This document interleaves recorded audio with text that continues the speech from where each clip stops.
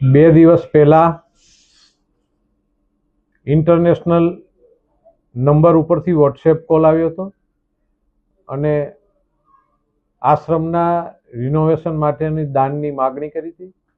પછી બીજે દિવસે એ જ નંબર ઉપરથી મેસેજ આવ્યો કે દાન કે ધમકી ખંડણી જે પણ સમજાઈ 30 લાખ રૂપિયાનું આંગળિયું કરાવી દે, નહીતર બાળકોને પરિવારને મારી નાખવામાં આવશે.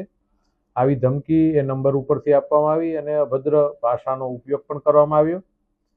પછી રોનક ઠાકુર નામના વ્યક્તિને અમદાવાદ આંગળિયું કરવા માટેનો એમનો મેસેજ આવ્યો અને એમના નંબર લખ્યા. એટલે એની આધારે પોલીસની અંદર કમ્પ્લેન કરી દીધી છે અને પોલીસ એ દિશામાં તપાસ કરી રહી છે અને પોલીસ એ તપાસની આખરી ઓપ સુધી પહોંચી ગઈ છે એવી મને માહિતી છે. વધુ જે પણ હશે ડિટેલ એ પોલીસ તંત્ર દ્વારા આપ સુધી પહોંચાડવામાં આવશે. વ્યક્તિગત કોઈ સાથે દુશ્મની છે જ નહીં, લગભગ બધા મિત્રો છે. એટલે આવું કોઈ વ્યક્તિ હોય કે કોઈ સાથે હોય એવું કોઈ દુશ્મનાવટ આપણે કોઈ બાબતની છે પણ નહીં.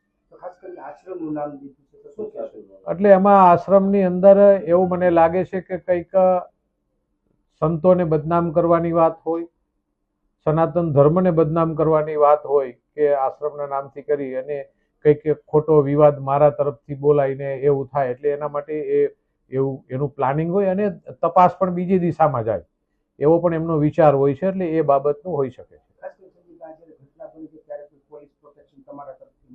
નહીં, એવું કોઈ મારે જરૂર પણ નથી પોલીસ પ્રોટેક્શનની, કારણ કે મારે કોઈ દુશ્મનો નથી, મિત્રો જ છે.